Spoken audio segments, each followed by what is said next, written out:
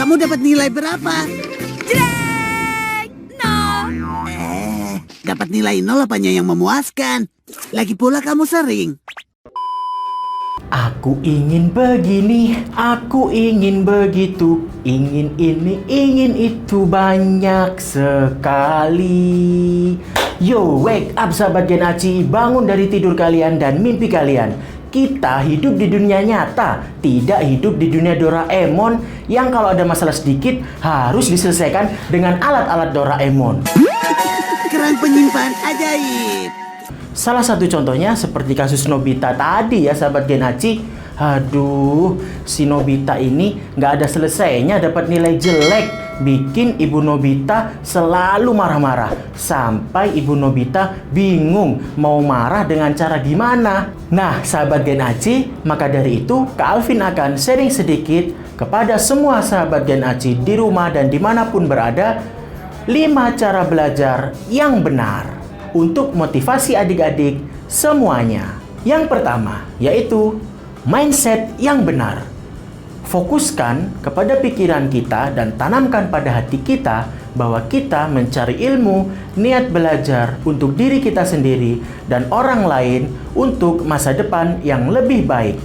Seperti gelas kosong yang menerima air, yang siap menerima aliran air yang deras. Kosongkan gelasmu sahabat Gen Aci, insya Allah akan meridhoi sahabat Gen Aci untuk mencari ilmu. Yang kedua, guru yang benar.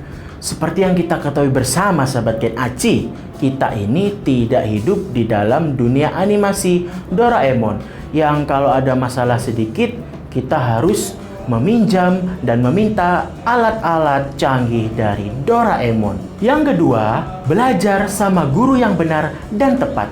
Artian di sini, sahabat Gen Aci harus belajar dengan guru yang sesuai bidangnya. Nggak mungkin dong sahabat Gen Aci mau belajar masak, tapi nyarinya guru renang. Yang ketiga, cara belajar yang ketiga untuk memotivasi sahabat Gen Aci di rumah adalah waktu yang tepat. Waktu belajar yang tepat dan benar itu menentukan hasil kita dalam belajar. Jangan SKS atau sistem kebut semalam. Besoknya ujian, malamnya belajar sampai ngantuk-ngantuk, sampai lelah. Itu nggak baik sahabat Gen Aci, terutama untuk kesehatan jiwa raga serta pikiran kita. Selain itu sahabat Gen Aci, belajar jadikanlah sebagai kebiasaan kita. Bayangkan sahabat Gen Aci, satu hari ini gosok gigi selama 2 jam penuh. Kemudian sahabat Gen Aci tidak gosok gigi selama 2 bulan. Apakah menjamin bahwa nafas sahabat Gen Aci itu akan segar? Mentang-mentang hari ini gosok gigi 2 jam, terus nggak gosok gigi lagi selama 2 bulan.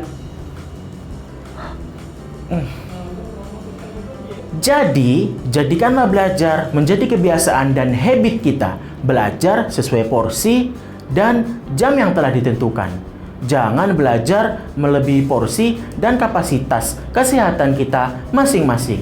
Selalu jaga kesehatan ya sahabat Gen Aci. Yang keempat, cara belajar yang benar. Di sini Kak Alvin akan mengerucutkan ada 3 jenis cara belajar. Yang pertama, visual.